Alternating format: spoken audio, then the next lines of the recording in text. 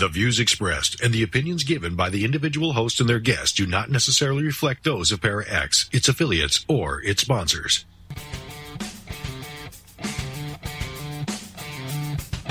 Supernatural. Magic. Ghosts. UFOs. Bigfoot.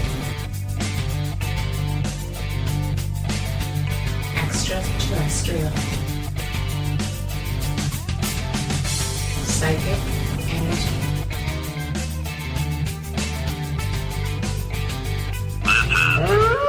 The Calling. And good evening, everyone. This is Jerry with The Calling, along with Willow Le Méchant. Willow. Hello, Jerry. Hello, everyone. Hello. Got to do your Mrs. Hello, everyone. I need more wine. Oh, God. So, Kimberly is off tonight. She's still not back to herself yet. So it's just going to be us two. And when we put out there... Oh, and wait a minute. Sidebar. Okay, hold on. So now the fines are up to muffins now. So muffins are better than cookies. You're right, Willow. Yes. But also she said, what did she say about pie? Pie. I missed the pie. There's Yeah, pie? I'm looking for it right now. She said something about, and then it goes to pie or something like that. Oh, well, that's good because pie is my favorite. Well, it's not. I'm sure it's not the 3-point.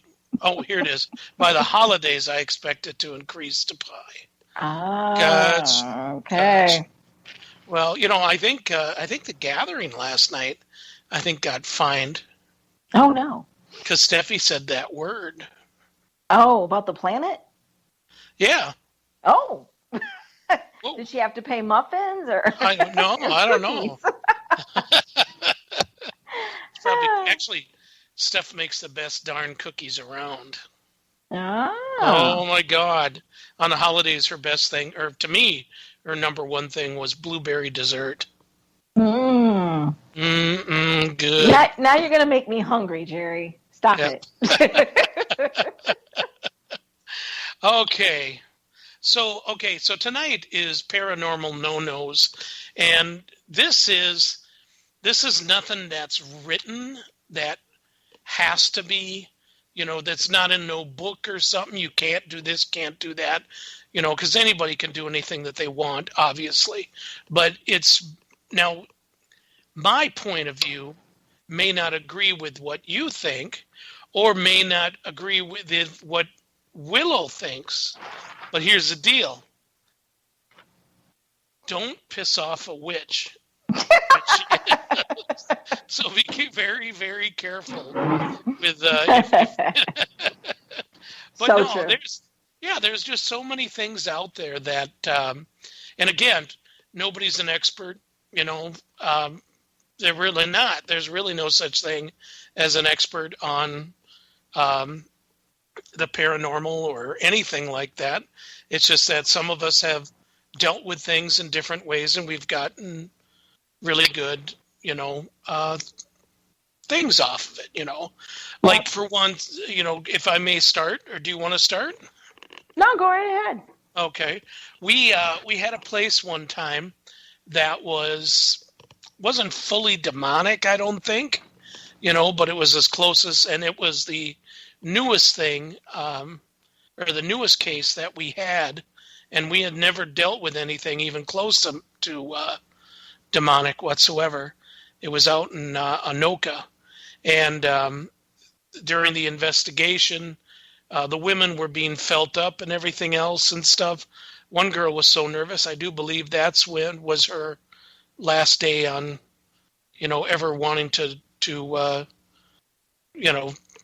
investigate, because it was very scary. But some of the things, like people, they say that they don't need to do any kind of research on it. They just know, they can feel it. Well, actually, not doing the research, to me, throws down the credibility of what could be there. A Yes. lot of people can go in and say, this is what happened and stuff like that. This is what I feel. My spirit guides are telling me this and that and the other thing. But it may not even be factual whatsoever. You need to have proof to show, Right. show the owners of this place. And we actually contacted the owners before them, and they said the same thing, which was going on there now. And that was little girl would run kitty corner across the yard and jump into the Rum River. Oh, wow. And she would do it at all times, day or night or anything like that. And there was a couple times that she went under, and the father was a good swimmer, was able to get her and bring her back and stuff. And she stayed in this one particular room. When you walked in up the stairs, go to the left, take another left, first room, that was hers. So when we talked to the original owners of the place, and I asked them, I said, did you guys have anything weird happen? And they're like, no. And I said, anything with the kids? And they said, well, my sister, when she was younger, she had night terrors. I said, oh, what happened? She would run across the yard, but it even happened during the day, and she would jump into the river. And Dad had to go, and it was always Dad. Dad was always there, and jump in after her and rescue her. I said, really? And I said, was she in the room? You go up the stairs, take a left, and take an immediate left. She's like, yes. I said, okay, that's what's happening there now. Oh, wow. And she's like, are you crazy? I said, no, it's for real, man. It's what's happening. So they helped us with a lot of things inside there. But without that talking to the original people, how would anybody knew, that was a problem spot? Right. You need to have that confirmation that something is repeating itself. Yeah. Exactly. Yeah. So, I mean, that's one of the biggest things for me on being a paranormal investigator, is that you have to investigate it. You're a paranormal investigator. You're all that stuff wrapped into one. And I thank you for agreeing with me on that, because I know a lot of people are like, nah, nothing like, you don't need that. I think for me, I don't do research, okay? But I do it if I'm going to go in to see first what I see. I don't want anything that I pick up to be skewed by research, if you understand that. So as a psychic medium, I will have, I have a person with me that knows the history and can tell me everything that's happened in the building, but I do a walkthrough. I will tell them what I pick up on and to see if it's relevant to what they're getting or what they know. So it's to verify and confirm what I'm getting. So that's how I do it. Now, but I am a firm believer that in the paranormal, if you're doing an investigation, yes, you should have some research on what happened in that location. There could have been multiple murders in a location. And it can actually be dangerous if you don't know these things, even as a medium, because it can be very overwhelming. Let's say 20 people died in a place because there was a serial killer, but this medium doesn't know going in. And now she's got bombarded by 20 different spirits, all needing this whatever, or maybe she's witnessing it over and over and over again, how they were all killed. That can be very traumatic to us. So it's very important to have at least a little heads up. Like, look, I'm not going to tell you a lot about the building, but I can tell you there were murders that happened there. Can you tell me?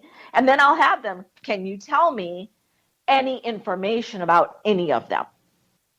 That's a little different, right? I'm not going to walk in there and know there were 20 murders or they were from a serial killer, I'm just going to know, well, maybe somebody just did a murder suicide or whatever.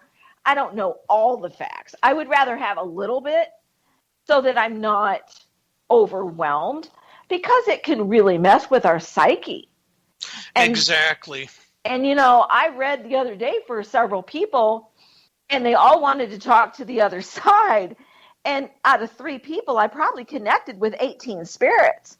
That was a little much for me. I was kind of out of it for like a day. So I think it's important that we do our research. You're right, Jerry. I think we need a little bit of research anyway. And if you have a psychic medium, sure, we need to go in there a little blind, because we want to see what else we can get, you know, and pick up on anything. But I think it is important to give us a heads up. Exactly. Plus, too, I mean, we can all say, you know, because, I mean, after you've done this for quite a while and everything else, I mean, it just kind of comes natural, you know, Yeah. But people don't know that brought you on. You know, you can sit there and say this, this, and this, and they'll be like, yeah, okay, she's a nut, you know, or he's a nut, Right. you know. Yeah. And until you're able to show the proof of it, you know, Right. which, you know, like Bobby Sullivan, yourself, Valentina Lomborg, Wiley, they all had, you know, done things for us and letting us know on certain things, and being able to pick up on things of our past and future and stuff. That's pretty darn incredible. And that's where there's no, you know, big book on all this stuff. It just, you know, you kind of got to dive into it and see how it goes. Exactly. I think, and you know, and I don't know if this is a no-no or not, but as paranormal investigators, the one thing that is very important is we can go in with protection around us, but we cannot fear it. Right. Like if you go in with fear, number one, most spirits that are negative are going to feed on that fear. We don't need that. But you also have to be open to the experiments, okay? I mean, if you think back to like the 1950s, 1960s, when the para movement just like started, right? And okay, parapsychology, but they had to do experiments. How did they know what would work, what wouldn't work? How do we have the equipment we have today? If people hadn't done experiments with, you know, courage, we wouldn't have had what we have today to work with. So I think that's also important. One of the no-nos is don't be afraid. Show no fear. Show no fear. You go in as a weakling, they're going to pick on you. Yeah, that's just like when I was telling you before the show, we were talking about the Hotel Bar and Grill in Humbird, Wisconsin. And most of the time when the, you know, like when they tell us they had a new employee that went up there and was cleaning the rooms and stuff. And, you know, like all of a sudden they'll come running down because something happened. But now they got a new person that went into the pink room. And the pink room is where the creeper hangs out. And the pink room, if I'm not, well, you know, I don't know how many of the people plan on going to our event in October. I hope all of them. Yeah, it'd be kind of nice. But the pink room is unbelievably haunted. And as a matter of fact, Steph was supposed to stay in the pink room the last time we did an investigation in earlier this year. And she refused to, after seeing so many things that were going on, that, you know, it was too funny to hear her say, nope, I'm not staying in that room. That is just not going to happen. We're all going to stay in this room right here. Jerry, you in that bed. Nicole and I will sleep in this bed. And it's like, wow, okay, you know. Yeah. But it was, and that's the night that things happen when Yeah. we were there, the Scream and all Yeah. that stuff. And right, Steph, the Para Expo in Humbird, Wisconsin, October 8th and 9th. There's still rooms available. There's still tables available for vendors, and we're still looking for speakers that would like to speak. Jerry was screaming in the night. Yes, he was, especially when everybody went back to sleep, and I had to go pee. And I wasn't going to go by myself. It was that intense. And, you know, you talked about fear is like, this is a different type of fear, man. If you guys, you know, would have heard that scream live, boom, 2 a.m. in the morning, just after two kids came into that room, grabbed onto my bad foot and were cranking on it. And at the same time, Nicole's sleeping, having a nightmare of two kids holding a puppy, and they're cranking his head off. And it's like, so it was just incredible. But anyway, yeah, so I had to wake them up and say, you ladies got to go pee. You know, it makes me wonder, you know, was this actually a hospital or was this a reform school? Because it sounds like the children there were just downright evil. It was incredible. It was, you know, the whole place was in the 1870s was a railroad town. And then that's when diphtheria and smallpox hit so bad. And the people died up in the north end of the building, which was, there was 4 rooms there, and now it's down to 2 rooms. And yeah, so people can stay in these rooms. And as a matter of fact, I just found out, I'm going to say it, Willow, the room you're staying in, Yes. that's an original bed. Yay! Awesome! Psychometry all night. This is going to be incredible. And the doors with the numbers on it, like 1N or 1 South, which yours is, Yeah. those are the original doors and the original lettering from back in the 1800s when they built it. That is so So- sweet. Yeah. Yeah, it was incredible. So this is Steph, and he wanted me to sleep in the pink room. No way, no how. You would have been in that room with us. Actually, I was staying in another room, but for some reason it was infested with, what do they call those little orange and black bugs? Stink bugs, potato bugs. No. Oh, you're down there. No, that's, I don't know. I can't We're remember in what the it's called. South. I don't know. Yeah. Hey, It was could've been worse. It box could've cell. been- Thank you. Okay. Box Could have been cell bugs. palmetto bugs. Let me tell you about palmetto bugs. They are giant cockroaches that fly, and we have those here in New Orleans. Now that would make the nightmares of all times.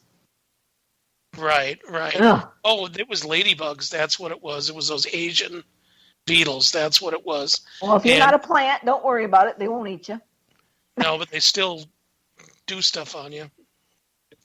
They sting you. Not Up here they do. those. Yeah, when they No. urinate on you, they leave a rash. Well, that's not biting or stinging. That's just peeing. That's a Well, different thing. They pee on you, Jerry. Okay. what planet are you from? I'm not from the 8th one.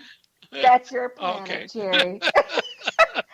Shall we find him muffins ahead of time? I don't know. And Shauna was saying that I would stay in the pink room. Shauna, seriously, this pink room is so much different. It's like walking into a different time, and it's creepy. You know, I honestly would have no problem staying in it. But that's me. Well, yeah, you're weird. No, I go in with no fear. And I go in with no expectation. If they want to show me something, it's up to them to show me. Oh, I don't provoke. I just go, if you want to show me something, I'm here. Show me what you got. I'm here. right. Karen is saying the Humbird Hotel, linked from Facebook, leads to another hotel near a mountain. I'll take a look at that because that shouldn't be that way. Because it's not called the Humbird Hotel. Right. It's called The Hotel Bar and Grill in Humbird, Wisconsin. Yep. Yes. Yep. That can be confusing. Exactly. I have issues with my Dark Nola, let me tell you. Yeah, I'm going to look up the website for it while Willow is talking to you guys. Okay, so it's my turn. Okay, let's talk about no-nos. Okay. For one, yeah, the fear thing, that's definitely a no-no. The other thing that really gets me, well, two things that really get me, I guess, in the paranormal world. One is when you set it up so that you can collect evidence even though there's really no evidence. You have somebody make sounds in another room so that, or somebody tricks you. Like the owners of the building set it up with so many things to make it look haunted that when you go in to investigate, you're not getting anything on your meters, but things are still happening. They have trick mirrors, they have trick doors, they have things set up. That really irks me. And I've seen this happen on different paranormal shows back in the day.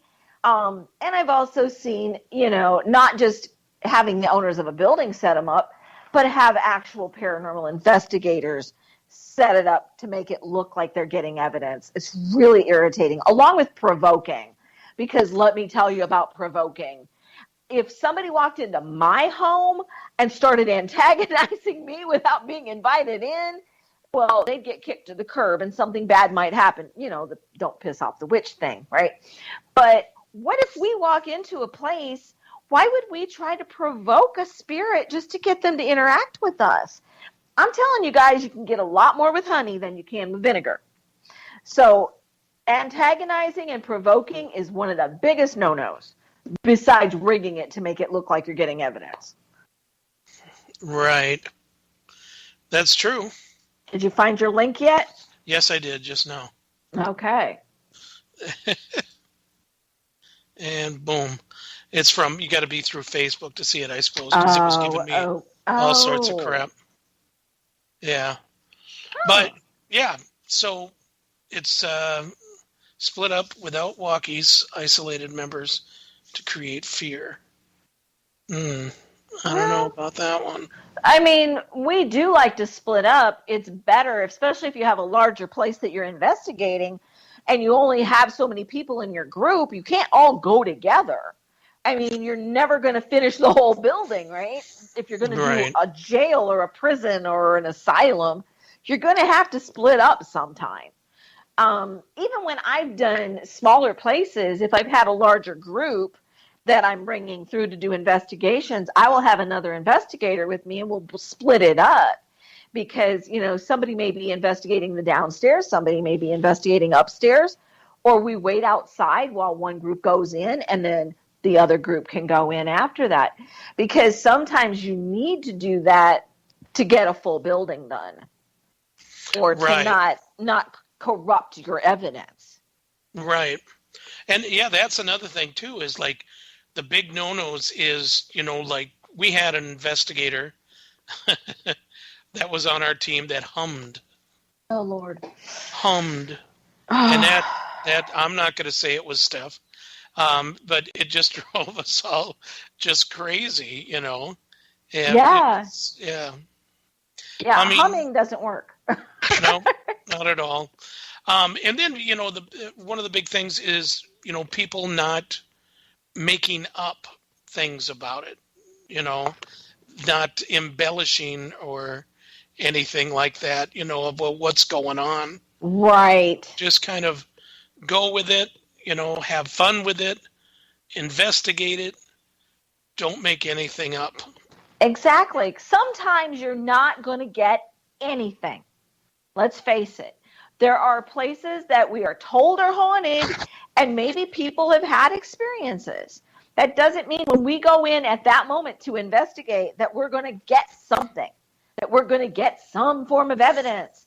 We may not get a thing, and sometimes we have to pay to travel to go and do these things, and we don't get any evidence at all. But that still doesn't prove that it's not haunted. It just means that maybe it's not an active haunting where it's always giving you something. Maybe it's only a certain time of the day that's a residual that happens, right? And so, maybe only the people that work there are there during that time that happens, regularly. So I think that's important. You have to look at that. Sometimes you're not going to get anything. Exactly. What do you think about people bringing their kids to places like that? No. I do not allow anybody under the age of 17 to come on an investigation with us. And they have to be accompanied by an adult, a parent guardian. Yep, we do the same. 18 years of age or older. I say 17 only because when I was 17, I was married. Okay, I was stupid, I know, but when I was 17, I felt that I had to be an adult. So at 17, a lot of times, I also field it. It's like, well, tell me about your child, because generally we don't like younger people because they can, be harmed during an investigation. A lot of times spirits want to attach to a younger person. I'm doing it for their safety more than anything. And especially when I was taking them into a cemetery that I knew was so actively haunted that I would come out feeling sick for days at times, Right. And I'm like, I don't want a kid going in there. I'm not going to get the liability of that. Exactly. Well, I mean, like Geeks Paranormal just said too, 18 with us, and to be in a group, I believe they need to be 21. 18 really doesn't want to do the work. She is so right on that, because so many, they just want to go for the thrill of it, but they don't want to go through the evidence of it. We've had many people, over the years and stuff, where I've gone through their stuff, and it's like, wow, they missed this and stuff. Right. Just not wanting to do it. I think it's different because what I do here in New Orleans for Dark Nola Paranormal, Black Rose Paranormal Adventures, my group is called Dark Nola Paranormal.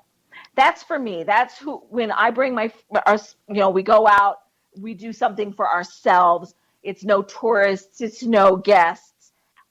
That's Dark Nola Paranormal. That's my group. Okay, that's the investigation group.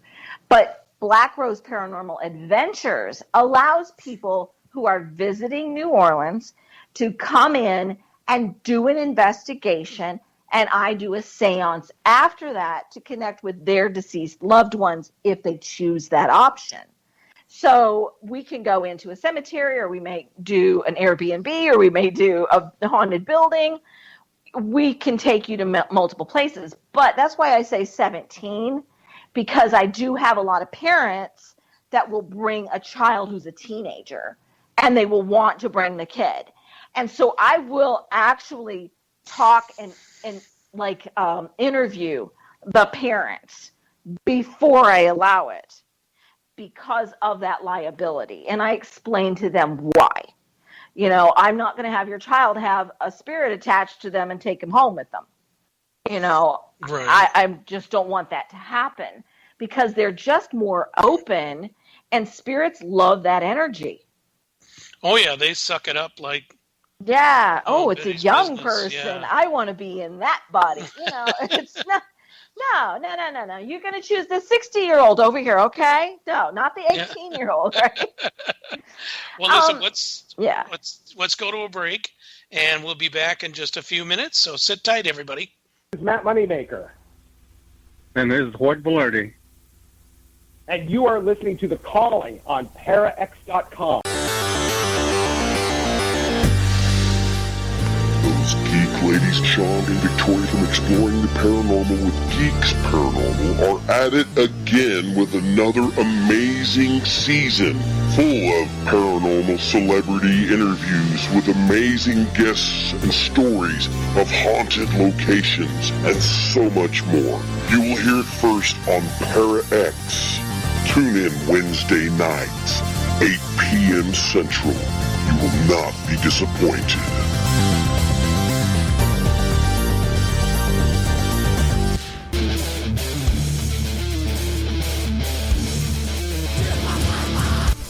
order for the light to shine so brightly, the darkness must be present. Tune in every Monday at 10 o'clock for Dark Sun Rising on the Para-X Radio Network. What happens to a ghost when their home is torn down? No one thinks of the disembodied when they rip down old buildings, dig up cemeteries, and build clean, unhauntable condos. Every year, hundreds of spirits are driven out of their own haunts by the careless living to exist alone with no one to scare. At Para-X Radio, our hosts feel the plight of these evicted disembodied, and we're reaching out to you to please open your heart to one of these lost souls, such as the ghost soldier of the General Wayne Inn or the abandoned spirit cat of Benjamin Rush. So please, please, let a little spooky into your life. Won't you open your house to a ghost without a home? Para-X. And we're back. This is Jerry with the calling, almost said the gathering. And let's see. I hate Where this are way. you? Where am I? Hello? Can What someone day hear is me? it? Okay, so if you're loving the show so far and you only caught half of it, whatever, you can hear it tomorrow around 4 o'clock. It should be on thecallingradioshow.com, our website, or on YouTube, The Calling Radio Show. Also, too, remember, Para-X has got some great shows out there, and if you're looking to get a show going, you should talk to them. You know, you might be pretty good. Like Geeks is pretty good. I love the Geek Girls. I love messing with them. Anyway, but you have like The Gathering, which is on every Tuesday night at 8 p.m. Central Standard Time, 9 p.m. Eastern Standard Time. And, oh my gosh, just so many of them. You can't even shake a stick at them. I mean, you could, but that's stupid. You know, you just listen to the shows. God. Okay, anyway. So Shaking sticks. shaking sticks, baby. So, okay, as we were going through and we were talking about things that are right, wrong, and stuff like that, Geeks Paranormal did say 21, and that's, you know, maturity level is about right at about 21. When it comes to, that's what I wanted to bring up to you, because they were joking around about Moofy out there going on investigation or whatever. But what do you think about people using animals on investigations? I have seen people bring dogs, not on my investigations, but I have had friends who've had their dogs come with them. Dogs can pick up on things that, you know, we can't always see, even as a medium.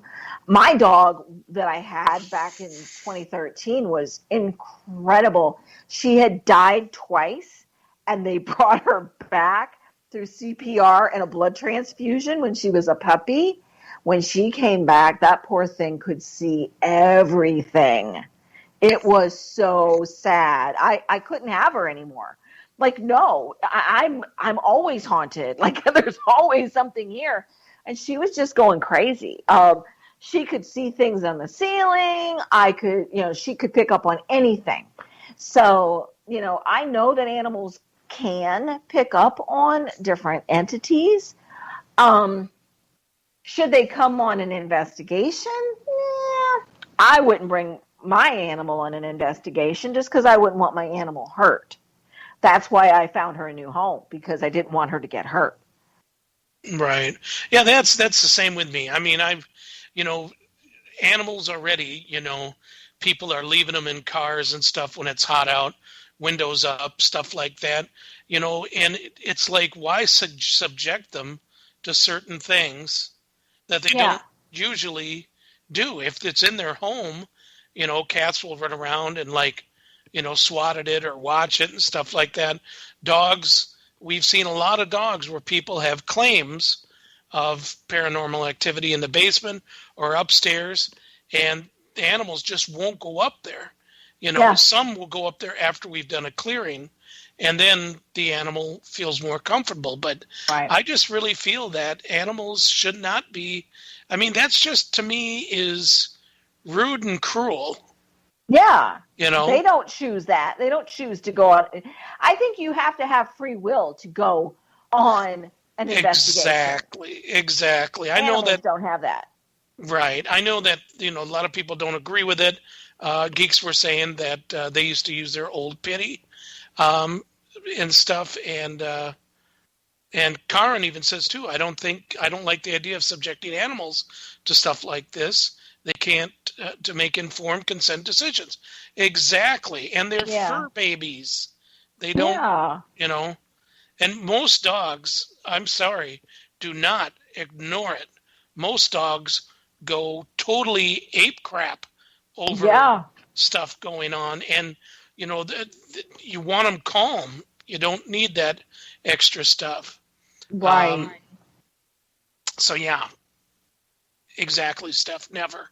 And then, it just reminds me of the old days when they used to go and, coal and stuff like that, where they would bring canaries with.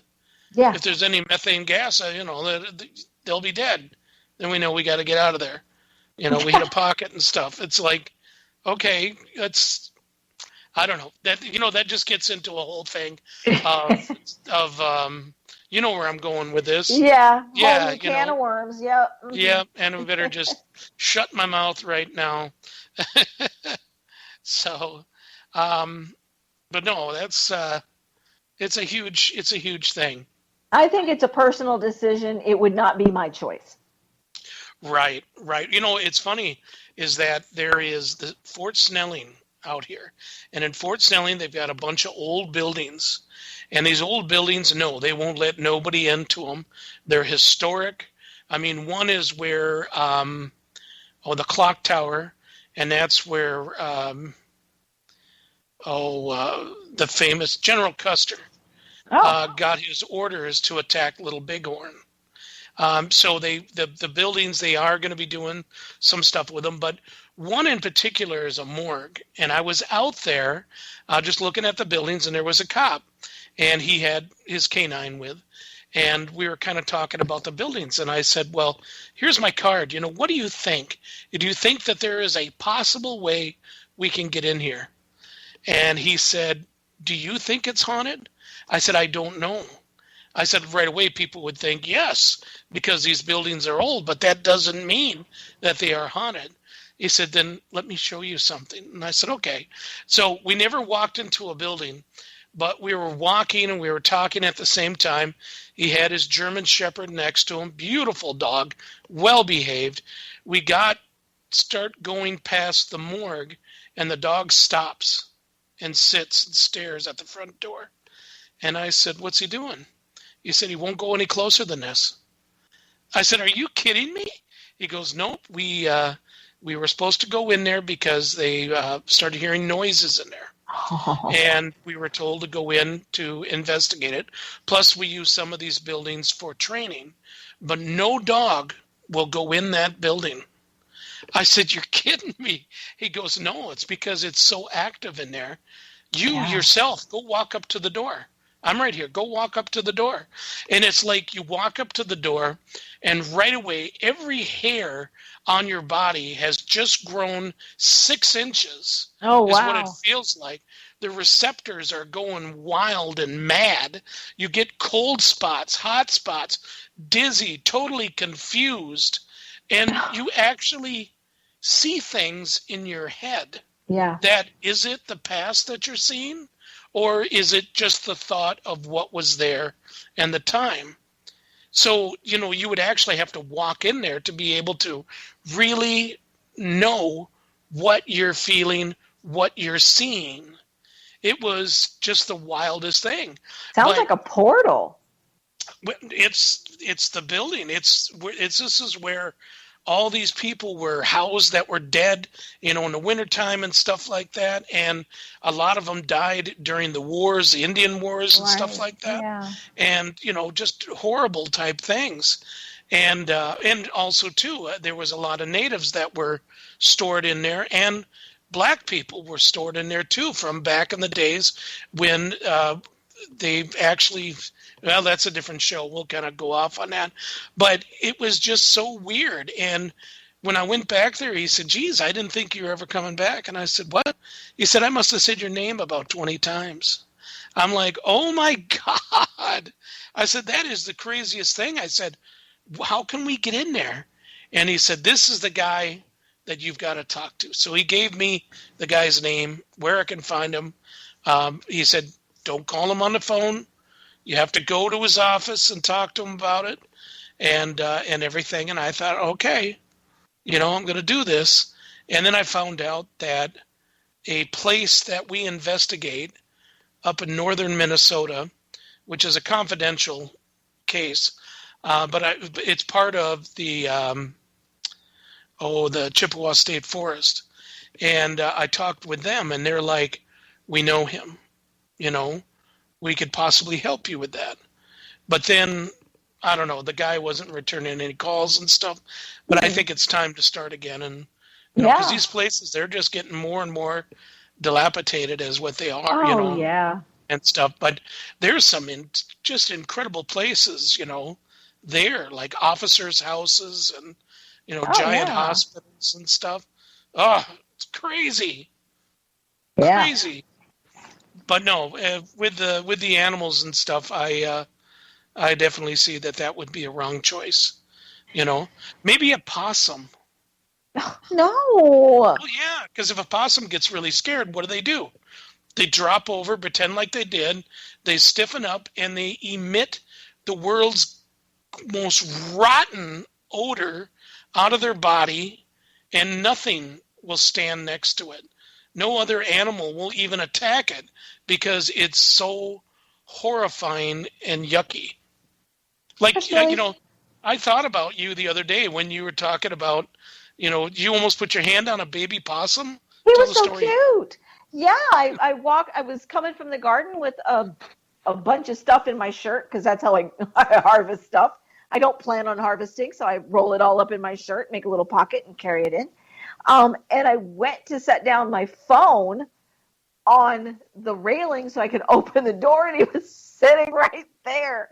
Literally came within a centimeter of touching him, and he got scared, and I'm like, it's okay.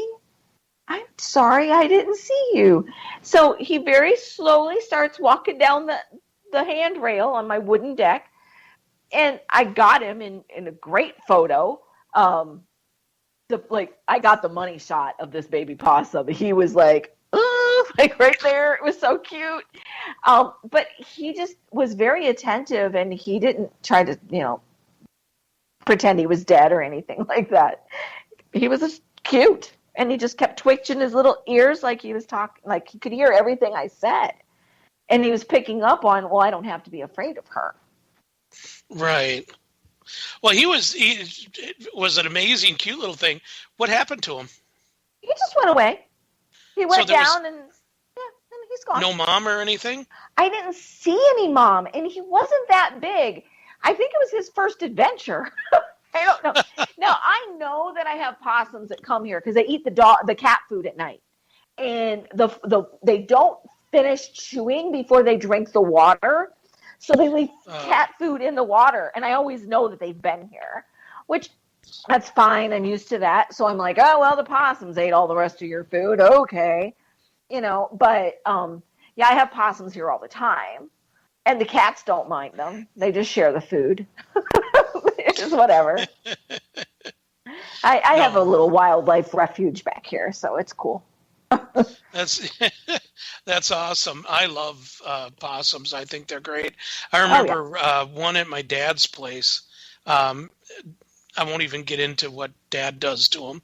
But anyway, I seen this one and I thought, oh my God, are you misshapen? And then that's the first time I ever seen all the babies on her back. Yeah. And they walk so odd because they don't want to tip none of them over, Well, can you imagine carrying all your kids at one time? Like I had one time a mom got killed and she had her babies under the mobile home I lived in. This was way back, like in the early 80s. And all of a sudden I'm walking through my kitchen, and I heard something like scurrying in my ductwork underneath the floor, the air vents. And I looked, and I thought it was a rat. And here was a baby possum looking up at me. And I'm like, oh, my God. And then I saw another face and another face. And I called the wildlife people to come out. The game warden had to come out. And we had to put a live trap in my kitchen over the top of the vent to get them to come out. And we trapped 13 babies. Normally, they don't have that many because they only have, I guess, 12 places for them to eat. And so normally the 13th would not make it. She fed all 13 babies, and then she died. And then she got hit by a car. Oh. So they were left, and they're like, well, we don't have a place to go. They didn't know how to get out. They were underneath the house. They were stuck.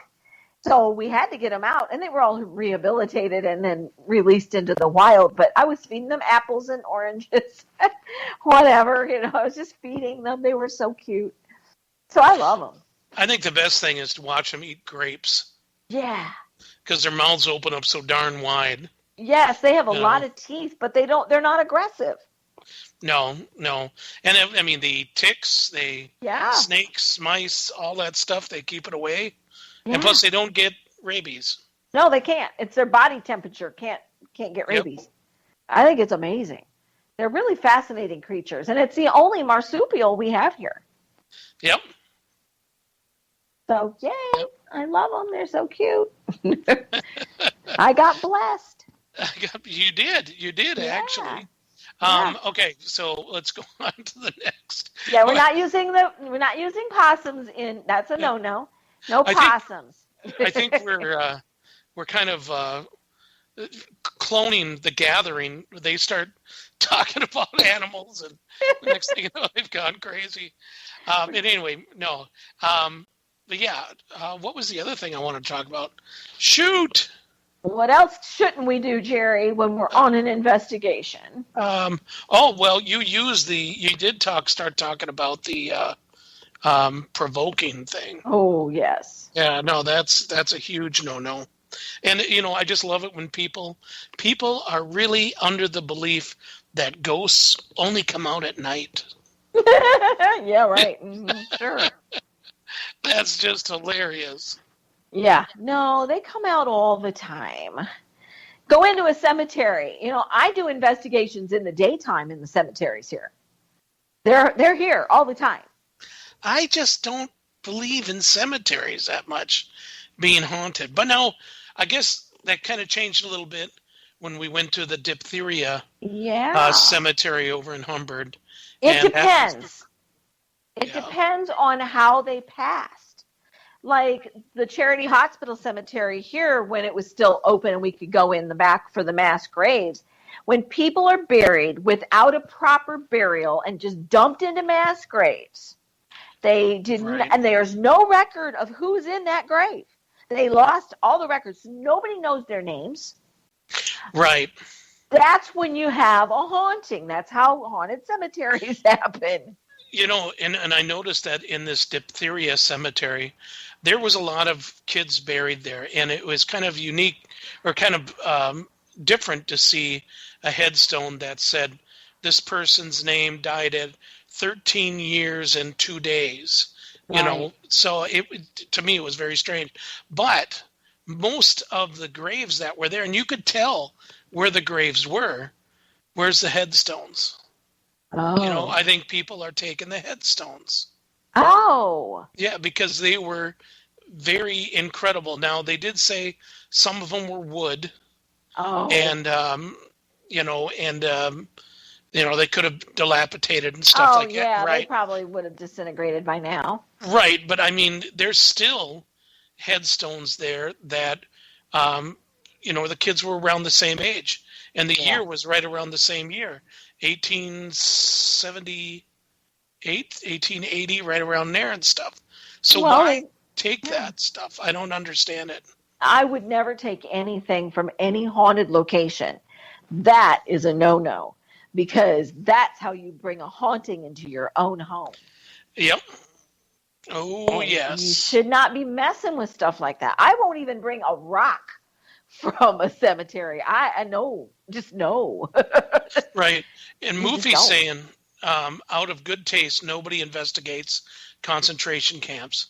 Oh, But I have good. often wondered, I hope folks have been able to move on.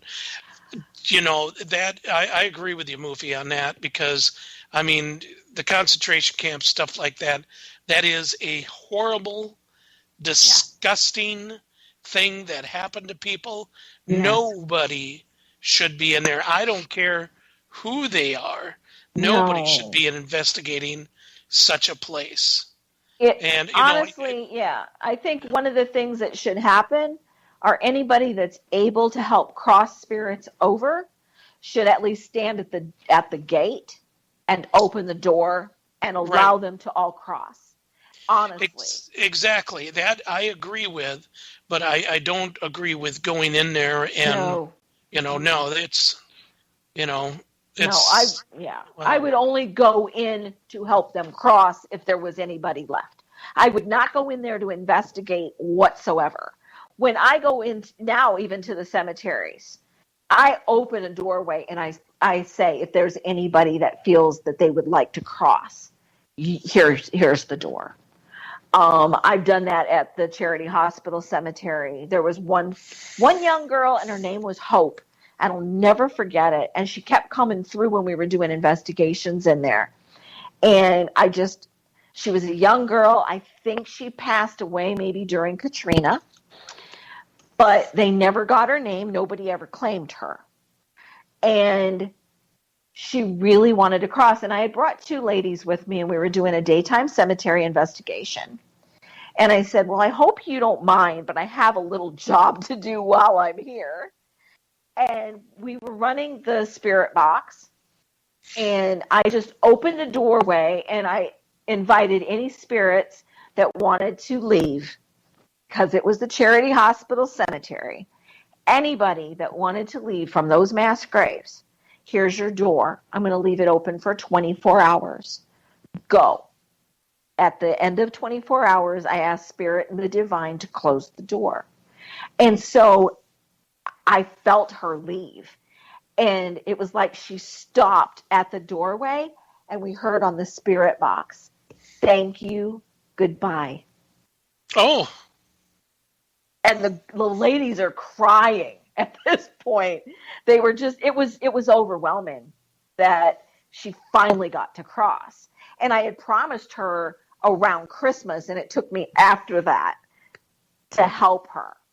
So, it was like a couple of months passed before I could go back to finally do it.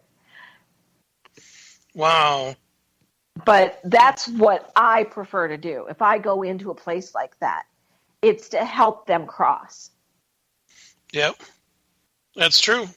That's like what Steffi's saying, too. It's almost like little Emily down at Walcott. That was an incredible time down there, running into a little girl by the name of Emily. And it was so weird because everybody knows pretty much how a K2 meter acts. And a K2 meter, to me, is something that's good for communication. Right. EMF detector is for the EMFs, because that'll give you the true thing of it. But this little girl was so funny because she kind of latched onto myself and Katie, who used to be on our team. Well, she's alumni, same as Steph. And so Emily, whenever one of the big boys, we would call them, the troubled ones, would come around, she would retreat and she would whisper. So if you look at a K2 meter, the first light is always on. The second light can come on or can, kind of move a little bit. And it with Emily, we would ask her to whisper. And she would make it do certain amounts to know that it was her there. Yeah. And Steph was there and other people were there too when we got her to cross. And it was so bizarre because it just really felt like this girl kind of like gave me a huge hug that she was able to finally leave. And as a matter of fact, we were just there in Walcott a couple of weeks ago. I brought the newbie there. Well, she's not a newbie now. She's Caitlin. Yeah. And Caitlin is unfearing. She's in a wheelchair, and it's like, Caitlin, no, we're not going to go down through the woods. I got a cane, bad foot. Oh, my God, forget about it, Yeah. But we did get the K2 meter. As soon as we were there, I started telling her about Emily and stuff, and that K2 meter was doing it again. I would say, can you click it fast 3 times? And it was like, boom, boom, boom. Okay, can you do it quick time 4 times? Boom, boom, boom, boom. And it was like, it was crazy. Yeah. So was it Emily? I don't know. I didn't get that familiar feel. Yeah. But again, it's been a long time. But one thing was really bizarre is that I did say to Caitlin, I said, when we get there, I want you to tell me, as soon as we pull into the lot, what's the first thing you see? And we got there, and she says, there was an explosion here and a huge fire. There was. 1895, the place blew up. And it was incredible, I guess. It burned down Walcott as we know it. The township was leveled. But nobody died. That's Oh the my weird gosh. thing. Until they started using some of the land for the Faribault State Hospital. And that's when all heck went loose. Yeah. Yeah. Pig doctors and stuff like that. Yeah. Yeah, we'll leave that be. Yeah. All right, so we're down to a couple minutes left. Wow, there's a lot of writing here. Yes. Gosh, I wish I would have kept up with it. Don't you sometimes just want to look and watch what everybody's doing? Yes. It Yes. seems to be It's more really hard. Yeah. entertaining than what I'm saying. Yes. Incredible. Well, this is great. We appreciate all you guys and everything you do. And it looks like we got a new person there, mystical guest. Hello. Cool. Hello. Welcome to the calling. And let's think. Thank you, movie. This is really good. So, okay. So that, and, everybody give good thoughts to all the troops out there, and that they're, working hard to keep us safe, and it's a great thing. And thank you again, Para X and Sarge. You're the bomb, dude. And I didn't say that word, so sorry, Cece. No muffins. Not Maybe this next week. time.